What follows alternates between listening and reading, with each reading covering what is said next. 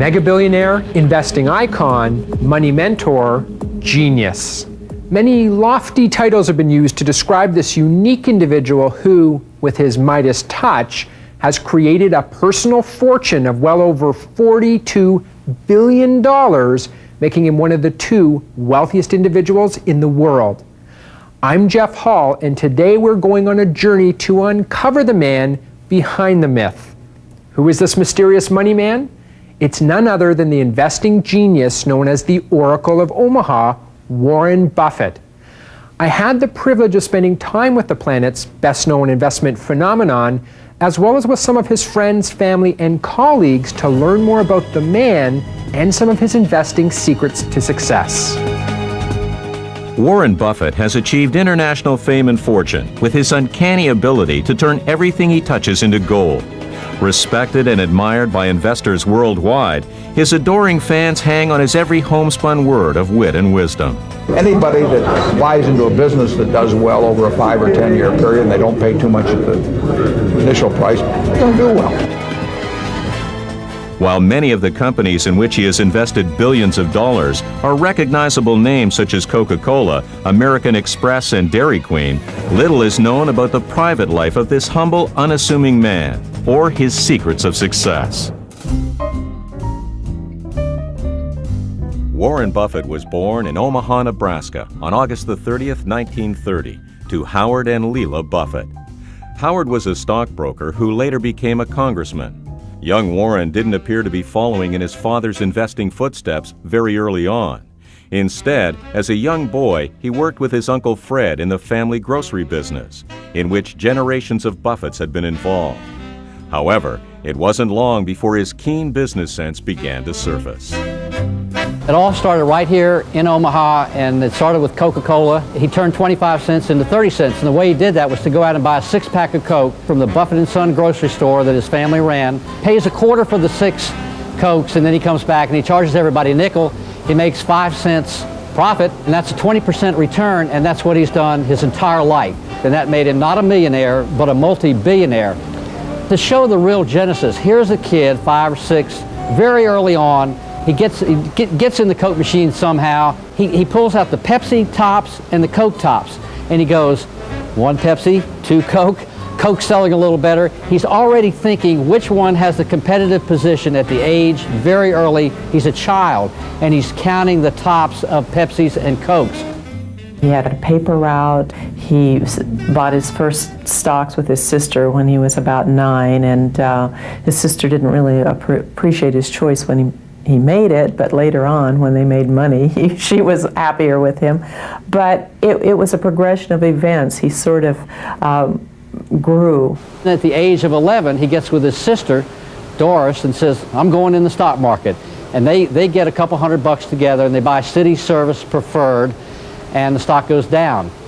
And the sister badgers him to death. Warren, when's it going up? Well, it didn't go up. It finally went up a little bit, went up about $5. He sold out, split it off with the sister. The stock doubles, triples, and goes on. And he said from that point on, I never listened to anybody else. And he really never has. He talks to a lot of people, but all these decisions are his. Obviously started your investing career at a very young age as a young man. What were some of your favorite deals? Yeah, well, no, I didn't start until I was 11, and I really kicked myself for wasting all that time ahead of time. When Buffett's father Howard was elected to Congress in 1942, 11-year-old Warren and his family followed him to Washington, where young Warren Buffett's entrepreneurial spirit continued to flourish. He had multiple paper routes in apartment buildings, and he had this really wonderful system where he would get up at 4 a.m. and he'd have a route where he could do it really fast and drop these papers off. And it was a management problem for him even at that age. And even when he was in college, he was a district manager for newspaper boys, and he was really good at this. One business is his pinball machine business. He goes into it with his friend Don Danley from Woodrow Wilson High School.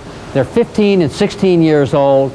They put in a little bit of money. They go back at the end of the day. $4 comes out into the change thing. I'm sure Buffett grabbed it up. He saw the $4 in there, and for him, this was, here comes almost no investment. Here comes $4, where every night they go in, they get a little bit more. They set up more barbershops, more pinball machines, and by gosh, they're in the pinball business. he and a friend bought an antique car and rented it out, driving people to proms and so forth and to football games.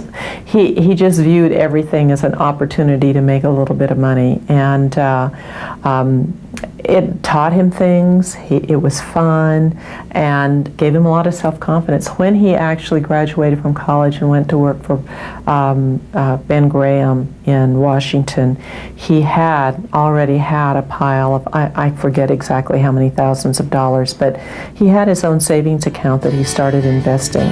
Buffett journeyed to New York City to attend Columbia University and to confront his destiny.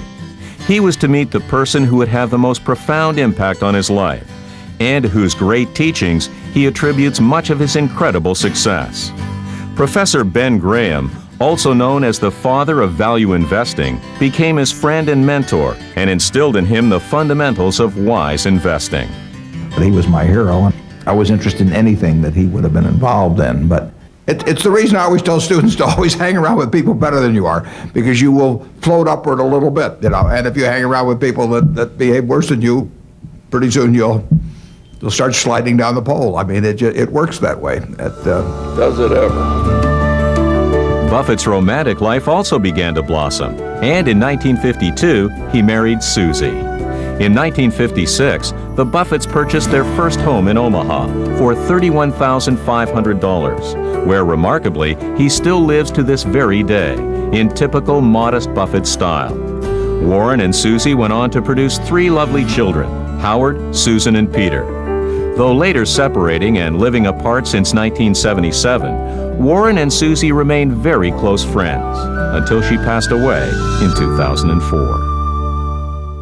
He's bigger than life to a lot of people in the business world, and as a father, he's never ever been overbearing. You know, he used to drive an old beat-up Volkswagen when I was in junior high school, and in fact, I used to be embarrassed when I get this at school sometimes. Can't we afford a better car? And you know, until he had to bring some business people in town and shuttle them around, you know, for lunch or something, he finally moved up to a Cadillac, which is a big improvement in my opinion. And so, you know, I mean, he's just, you know, he's more basic than the normal person would be, to be honest with you. The one thing that has always been fun is he's just got a tremendous sense of humor, and he's so witty, and there's so many I wish I could remember some for you, but the ones I'd remember would probably get me in trouble with them anyway. but you ought to ask my sister. She'll be better at that than I am. But I mean, he's a lot of fun, and in all circumstances, you know, he's always the one that is the one that can lighten up the party or get things going. And it may not seem that way, you know, when you see him. He may seem pretty serious, and he is serious when he needs to be. But he's a lot of fun. Okay. 3 total. Okay. You have a layaway planner. Thank you. His humor is one thing that stands out. I think that he can make people laugh anywhere he goes. And it's great, whether he's at the gas station filling up his gas tank or whether he's talking to some business guy from Tokyo, it doesn't matter. They're laughing. And people call this work. There's no mystery. I mean, you know, he is exactly what you see. And there's no time in my life that I've ever seen him behave any differently than what people really think he is. And so I think that probably intrigues some people. He is a bright, ethical, entertaining person, and it's really cool to have all those, you know, you can have an ethical person that you admire, but they might be really boring. But, you know, Buffett isn't boring. He's engaged, he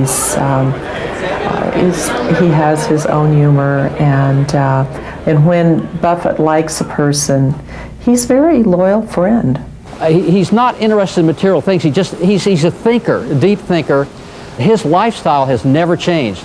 The same house, the same clothes, the same car, the same friends, the same Berkshire Hathaway. Nothing about him changes. He grows, but he likes his old friends. He loves Omaha. Join in. Omaha, dream of Omaha. Every day is a vacation.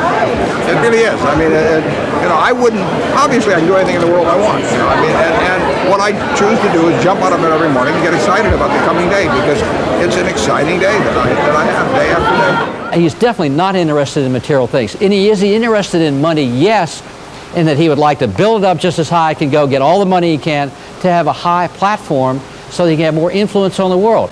Nobody's going to listen to Warren Buffett if he's running a creamery. But if he's got $30 billion in Berkshire, somebody's going to listen to him about corporate governments, how to do things right, how to make good investments, how not to make mistakes, how not to live a crazy lifestyle because you're suddenly a CEO. But to keep it humble and keep it low-key. And it doesn't have to be about spending the money. Buffett's about saving the money for charity or for future generations. You can do a lot of good.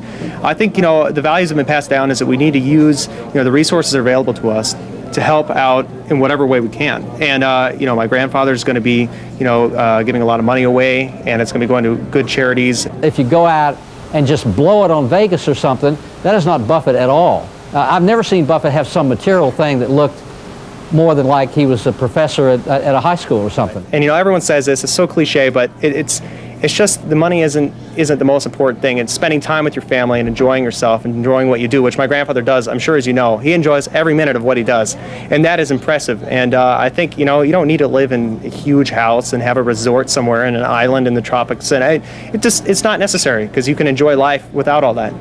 One of the attributes I respect most about Warren Buffett is his integrity and how natural it is to him. It's not something he goes around thinking about, is this an honest thing, is this a respectable thing to do. It's in him, it's integrated into his very character, his soul, and he just walks that way and is that way. I'm doing what I love doing. I don't want to change anything, particularly my age. Coming up next, we'll find out what this investment superstar looks for when investing and what some of his success strategies are, right here on Warren Buffett Money Master. We'll be right back.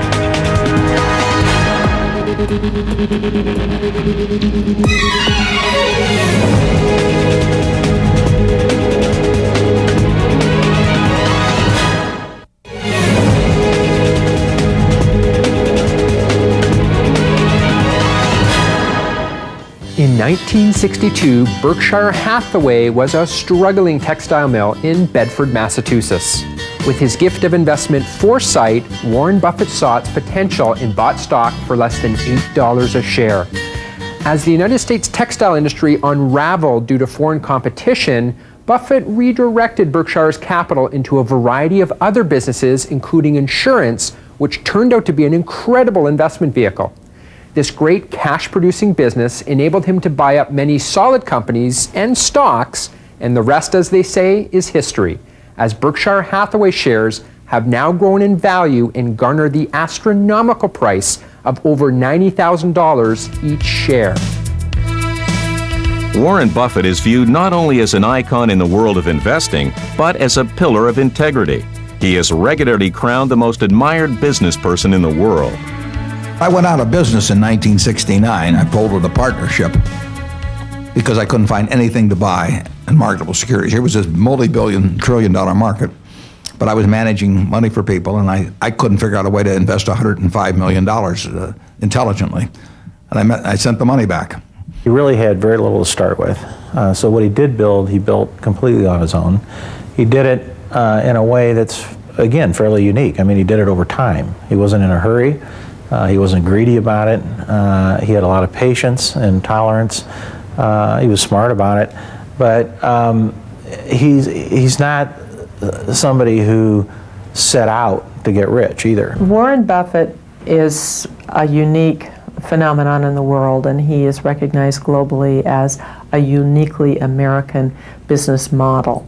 His impressive track record of outstanding performance on behalf of his shareholders has earned him both acclaim and envy around the world. Over the past 39 years, Buffett has returned, on average, over 22% per year to investors through his holding company, Berkshire Hathaway, a multi-billion-dollar powerhouse consisting of both wholly owned private businesses and publicly traded stocks and investments. He's amassed this incredible company, this amazing group of subsidiaries that really have little to do with one another. You know, we're all so very, very diverse, and yet he's built a very successful empire.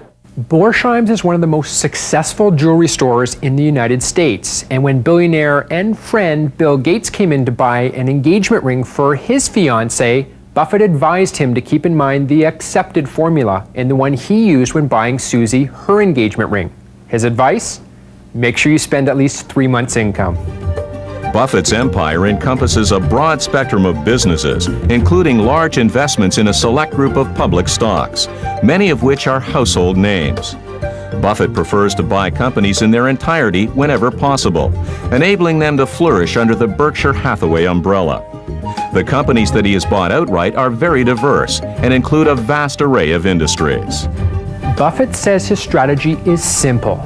To invest successfully over a lifetime does not require a stratospheric IQ, unusual business insight, or inside information. What's needed is a sound intellectual framework for decisions and the ability to keep emotions from corroding that framework. It's more temperament than IQ. You have to have the right ability to sort of get detached from day-to-day things. And it doesn't require 150 IQ at all. It just it requires a certain soundness. And it's like buying a farm or an apartment house or anything else. You look at the asset, you decide whether you want to own it for 10 or 20 years in terms of its income-producing ability. That doesn't mean it has to pay dividends, but it has to generate income that it uses intelligently within the business. You want to be in with managers that you trust and that are able. And it's not a complicated process. People make it a lot more complicated than it is. They think of stocks as something that or maybe go up next week or next month or wiggle around or move on charts and all that sort of thing. And they don't think about stocks as just being a piece of a business. If they think about them as a piece of a business, a lot will flow from that will enable them to make more intelligent decisions. Now, stocks get offered to us every day, 10 trillion or so market value of stocks in the U.S. market. So it's an easy policy to implement when price is right on stocks. Businesses are opportunistic. The phone rings occasionally, and it may be a $500 million deal, or maybe a $3 billion deal. So they're two different games in that sense. And it's the cash flow generated from his many diverse businesses that allows Buffett to selectively acquire many more quality companies to add to the Berkshire Hathaway empire. Well, I look for a company that has a durable competitive advantage, basically. I mean, those are hard to find. But and I look for ones that I understand. Now, there may be all kinds of companies out there that have that advantage, but I don't understand them myself. You've got to stay within what I call your circle of competence. And maybe I understand chewing gum, or I understand shaving or soft drinks or something, and I don't understand high tech. Doesn't mean I don't understand what they do, but I don't understand where those companies are going to be in 10 years or 15 years. And that's what investing is all about. If you could find those businesses at great prices, if they were well managed, if they delivered high returns on capital, they were going to be outstanding investments. I think it's very much his ability to look at the markets, to look at the businesses, especially the businesses that he's amassed, to see their longevity, to see the fact that he sees businesses that long-term into the future he believes have great viability and great sustainability. What Warren is always trying to do is reduce his chances of losses to near zero. Warren was one of these people who figured out a long time ago that the great money is not made by taking great risks. It's made by minimizing the risks. We look for businesses we understand. That's number one. We look for businesses with long-term, decent economic characteristics, some kind of durable competitive advantage.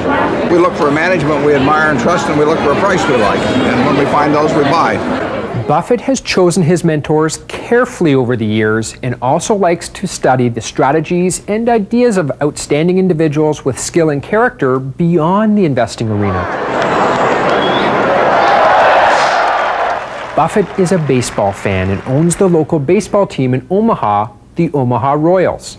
Many years ago, he was influenced by baseball legend Ted Williams, the last man to bat a .400 average in professional baseball. Buffett found a diagram of the strike zone that Williams had devised with 77 fields within the strike zone, 3.5 of which were gold. Williams discovered if he just waited for the ideal pitch, one that would enter just those 3.5 of the 77 spots to swing at, he would be guaranteed to bat at least .400. Buffett translated that to the investing world. He knew that if he just patiently waited for the ideal business or stock to buy, he would hit an investing home run. And unlike baseball, with investing, you don't get just 4 balls and 3 strikes. The stock market offers up thousands of pitches a day and unlimited time to swing. Buffett has mastered the art of waiting for the slow, easy pitch to guarantee his investing home run record. He is going to look at the things that can go wrong with a company first and then just screen those out, and he's able to do this very rapidly. The great money is made by buying great companies at very low prices and extending your holding period indefinitely. The ones that can tie their long-term growth to stubborn, inexorable growth in demographics in this country, that there was going to be this constant growing need for that product.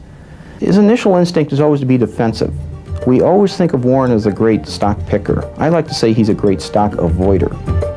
It is often Buffett's ability to identify the investments to avoid that protects Berkshire Hathaway shareholders from experiencing common investing disasters, such as the technology stock meltdown that occurred in the early part of the new millennium. In the late 90s, when technology and telecom stocks boomed, Buffett's approach seemed old-fashioned as he stuck with traditional businesses like insurance and ice cream and avoided high-flying internet and telecom stocks. Many media pundits reported that Buffett had been left behind and had lost his Midas touch. Meanwhile, millions of investors were obsessed with the allure of quick riches in tech stocks, buying anything they could get their hands on. They invested in companies involved in computers, fiber optics, satellites, computer chips, and of course, what appeared to be the mother lode, the internet. But Buffett was not lured by the promise of a quick profit. He refused to be tempted by the apparent gold mine offered by new economy companies. Though unpopular at the time, he stood firm with his traditional approach, remaining focused on old economy-style investments. Buffett was ultimately vindicated as many technology investments began a meltdown at the beginning of the new millennium, when many dot-coms quickly became dot-bombs and ultimately dot-gons. When prices go crazy, sooner or later there's an aftermath to it. He had again emerged victorious to the delight and ultimate benefit of his shareholders. Stay with us as we hear more advice from the investment icon right here on Warren Buffett Money Master. Warren Buffett certainly has incredible foresight and even, it seems, the magic touch. However, it hasn't always been a bed of roses. There was a dark moment in his history when one of the companies he had invested money in, Solomon, was tainted by scandal. When they merged Fibro into Solomon, they never could quite get the books straight. One had trade days, one had settlement days, a few things. 11 years later, they still didn't have it, and the number floated around. And we'd been directors of the company for 4 years at that time and never heard a word about it. Never heard a word. The fallout was difficult for Buffett, and he even had to speak before Congress on his mission to salvage Solomon.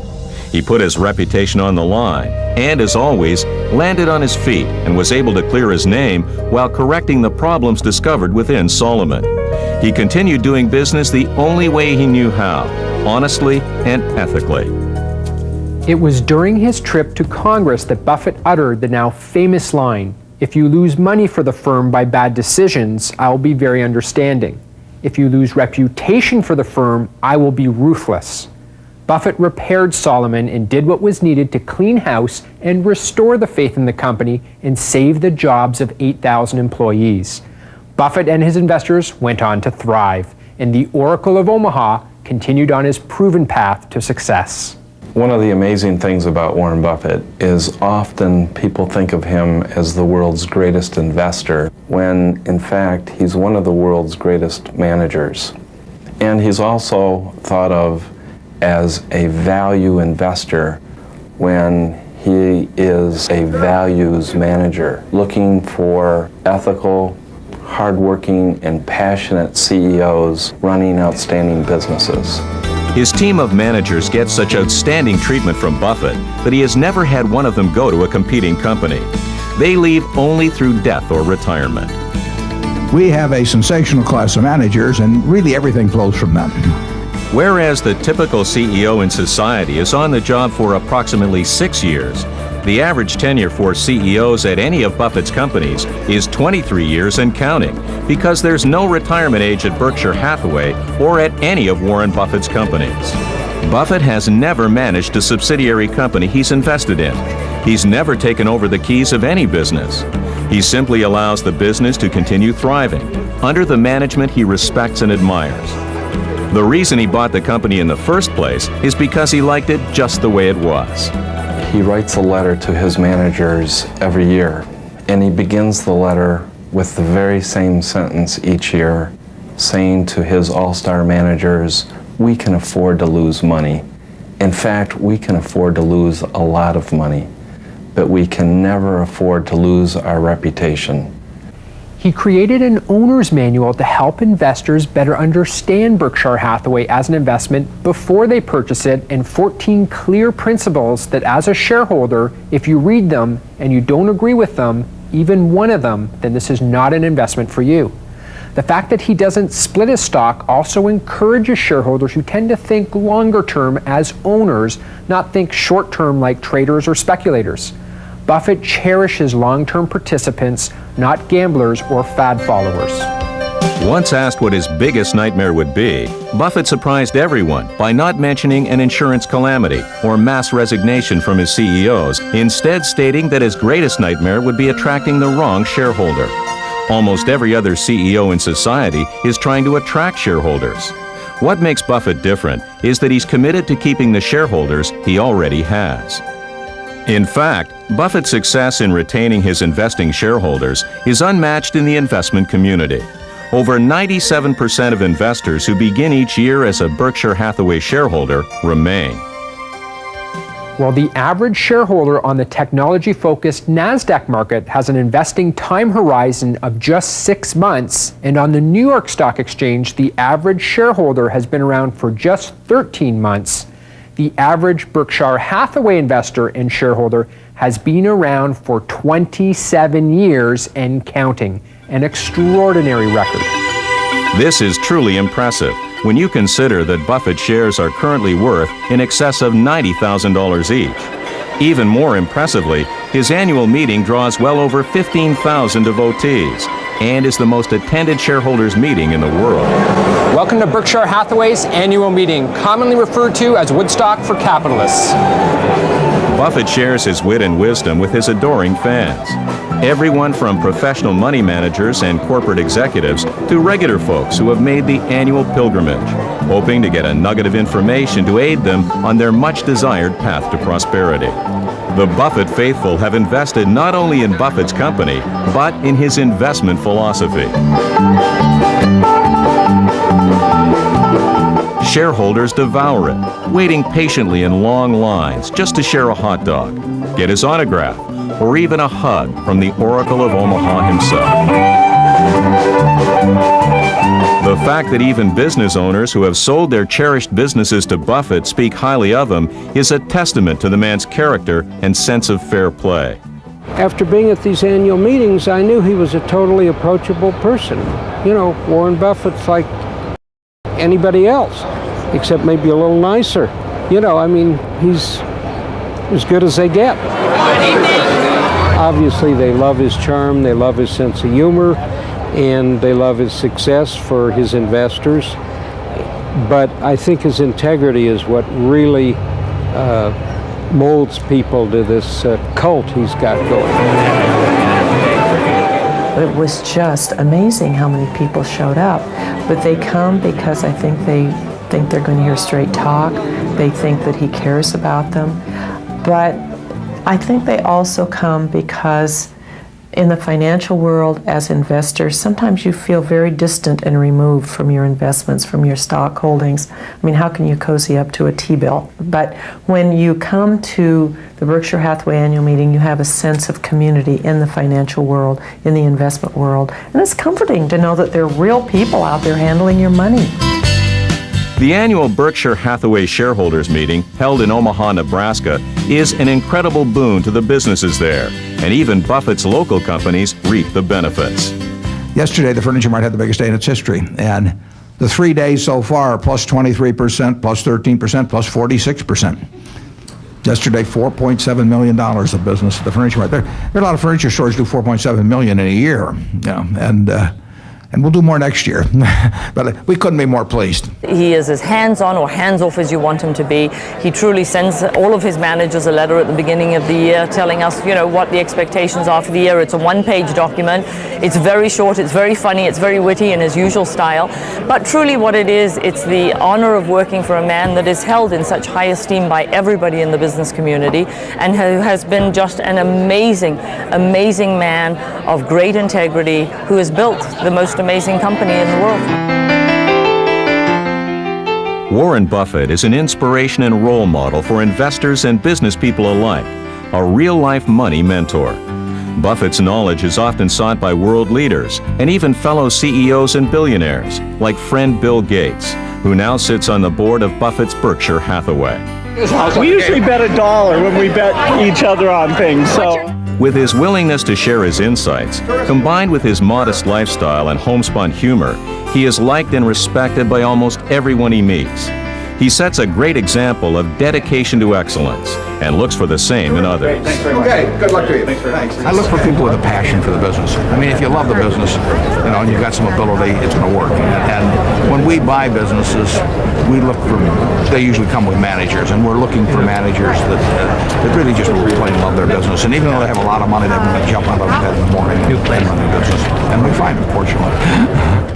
I think the fact that he's had the success that he has had in business, and he's never let that interfere with the kind of person he is or with his values or principles. In fact, I think the success has strengthened his values and principles because he's become a mentor to some people and an example to others, and he's well aware of that. And so I think the fact that he's just been a very solid, basic individual that has not strayed from his roots. I mean, and he hasn't let the success have that kind of influence on him.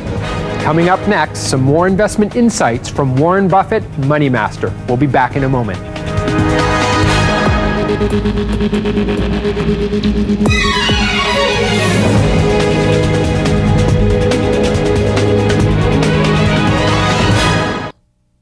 Hi, I'm Jeff Hull. Now is an important time to support international charities as well as local charities making a difference in your own community. Please give generously to organizations that help those that cannot help themselves. Thank you.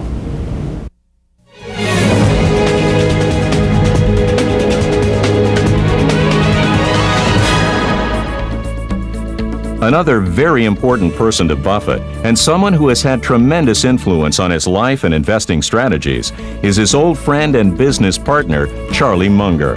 Lifelong friends, their great friendship has lasted through the years due to its foundation of mutual trust, respect, admiration, and a shared sense of humor. There we go. Thank you very much. You get 10 autographs from me and trade it for one of Charlie's. Okay. I started worrying about Charlie's hearing a couple of years ago, and I hated to confront him with it. I mean, I just saw more and more evidence he was having problems. So I went to a doctor. And I said, this guy's my pal. I don't want to embarrass him. I said, what should I do? I think he's losing his hearing. And the doctor said, well, just stand across the room from him and tell him something in normal voice. See how he responds. So the next time we got together, I stood across the room. I said, Charlie, I think General Motors is pretty attractive at 42. Do you think we should buy some? No response. I moved halfway across the room and I said, Charlie, I think General Motors is pretty attractive at 42. Should we buy some? Not a word. Stand right on top of him. Charlie, I think General Motors is attractive at 42. Do you think we should buy some? And he said for the third time, yes. So go to it, Charlie. I once made the mistake of saying that Charlie was the smartest guy I know, and I got a phone call from my dad, so I've revised that. I think, my dad's the smartest guy I know, but... I can say something, too, about our board that Warren can't. The Buffetts on our board, other than Warren, are very intelligent and very high-grade people. I think maybe you could rephrase that sentence, Charlie. Okay, let's go to the next question. I don't want to let him loose any longer. When asked once if he would ever write a book, Buffett simply said, "Everything that needs to be known about investing has already been written.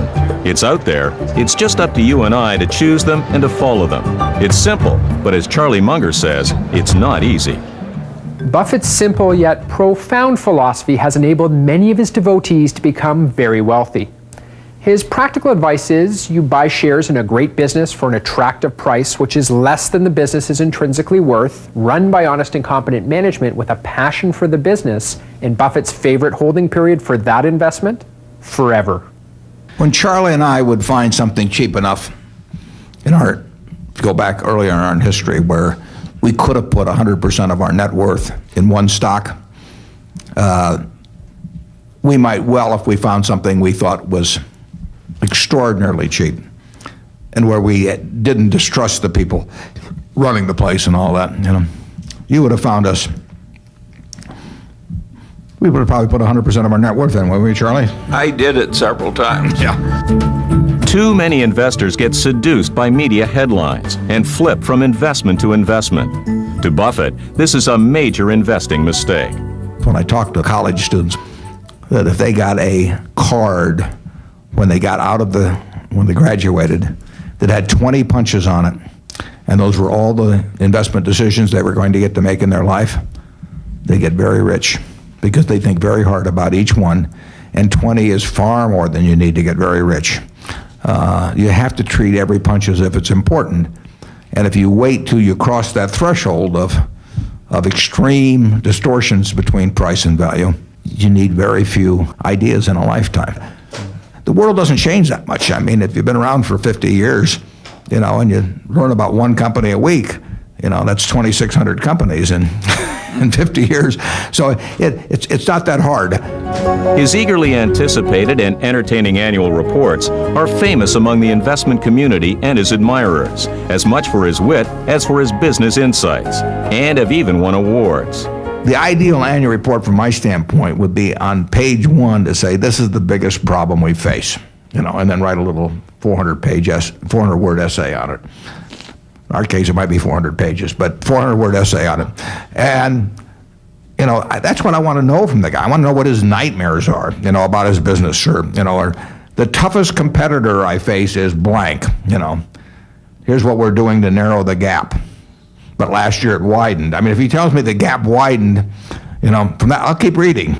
From the standpoint of being a son, the thing that I admire the most is how he's been able to convey his ideas and principles and values to me, and how to apply them, and help me learn how to apply them in my life and what I've done and what I do in the future. And he comes from, the standpoint of just a very principled individual. And I think as he's gone on in life, he's gotten more principled. I mean, I think he's seen the value of that. He would have been in an early age, very aware of it. But I think he also has learned that he can influence people more by showing them by example as much as anything what they can do in their life and what they don't want to do in their life. So I think he's had a huge influence on me that way, and on our kids. Reputation is so important to Warren Buffett that he says it takes a lifetime to develop a reputation and only 5 minutes to ruin it. Well, it's like saying that you got to have water if you're human. Without integrity, commerce doesn't work very well. Stay tuned as we learn more about the personal opinions of Warren Buffett, Money Master, coming up next.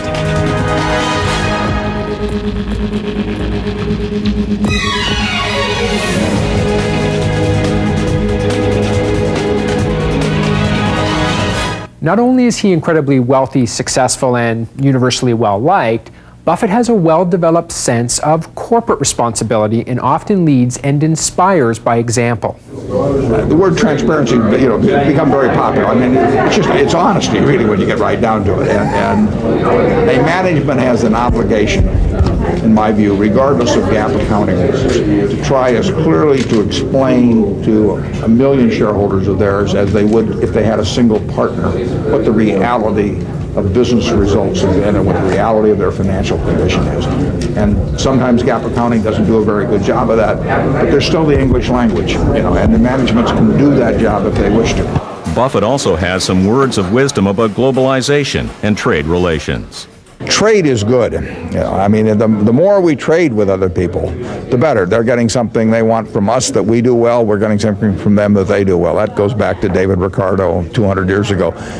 The problem today, from our standpoint, is that we're trading roughly $1 trillion of goods and services annually with the rest of the world, and that's fine, but we're buying $500 billion, and we're just trading our assets away for those, and that is not a situation that's sustainable. I'd love to see twice the trade we're doing now, but I wouldn't like to see twice the net purchasing we're doing now. That would cause even greater problems.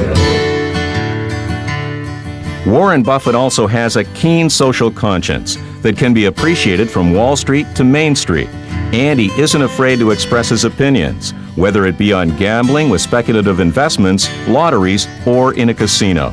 I think that gambling is it's a cynical attempt by the government, whatever, with national, state, whatever it is, to extract money from its citizenry, and it's preying on the people that are the least able to sustain more of call it a tax, and generally are sort of ignorant of the probabilities of it, and are really just kind of wishing their way along, and the $2 they give up every week or the $5 is very important to them, and they're selling a kind of a phony hope.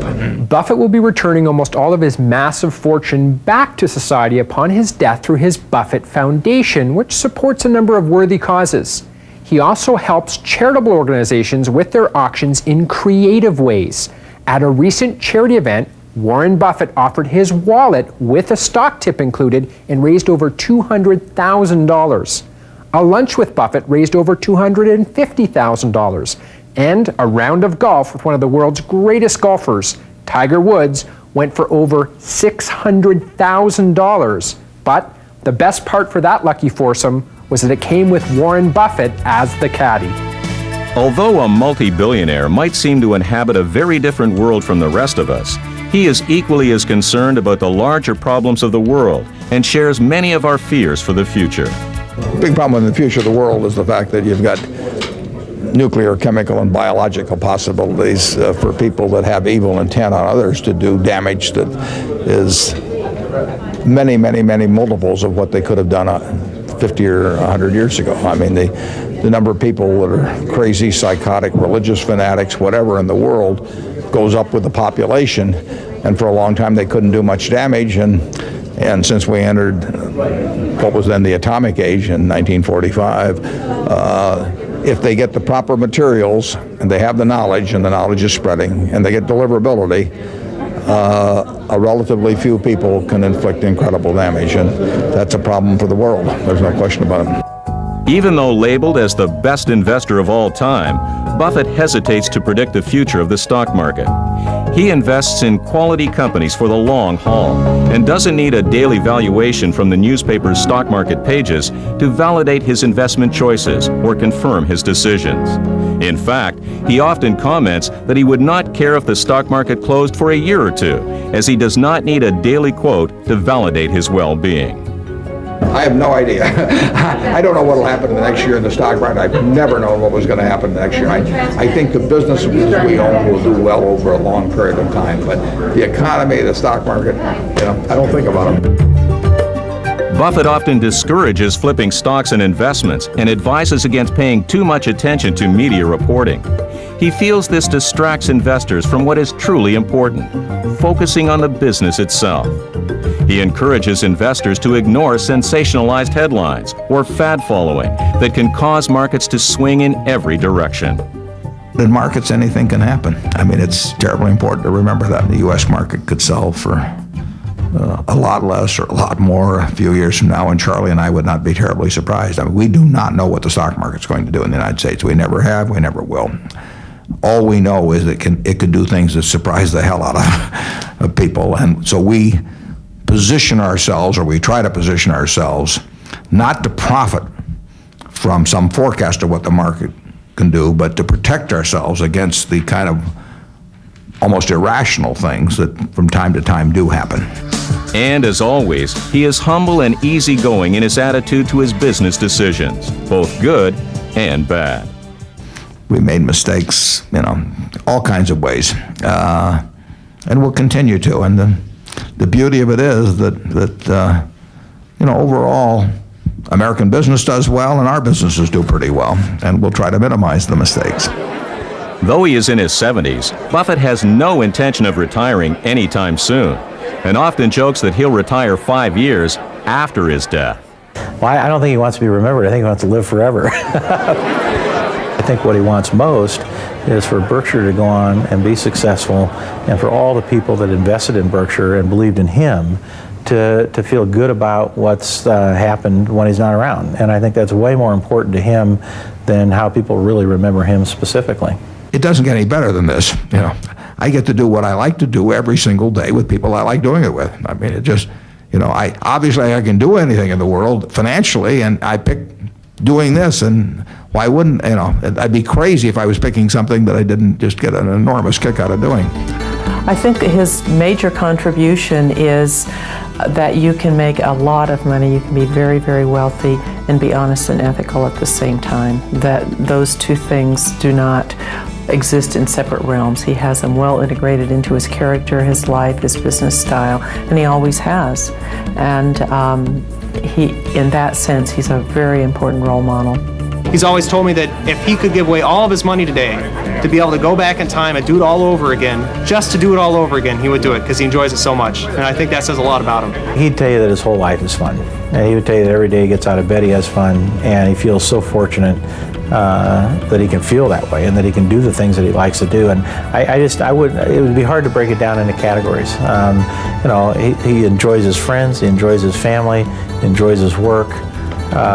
He gets a kick out of playing bridge on the internet these days. But I mean, I think, basically he just enjoys life, and he knows how fortunate he is that he can do that, because he'd be the first one to tell you that, most people get out of bed and they don't like what they have to do. Or they spend a good part of their day not doing something that they want to do. And he knows he's fortunate that he's got a different alternative in life. Oh, I think I'm proudest basically the way, the friends I have and the family I have. And I feel good about the people I associate with every day, and apparently they feel reasonably good about me, and it doesn't get any better than that. It certainly doesn't get any better than being one of the wealthiest individuals on the planet and yet remaining honest, humble, and down to earth. Today, we have unveiled how Buffett got his start and how he became the person he is today. We've also uncovered some of Warren Buffett's secrets to his success, including the importance of having great role models and mentors. We've shared much of his investment philosophy and principles, which can best be paraphrased as buy ownership in great companies for good value with honest and able management, and be patient, hanging on to those investments potentially forever. I hope you've enjoyed a look behind the scenes at the life and insights of the mythical Warren Buffett Money Master. I'm Jeff Hall. Thanks for watching. See you next time.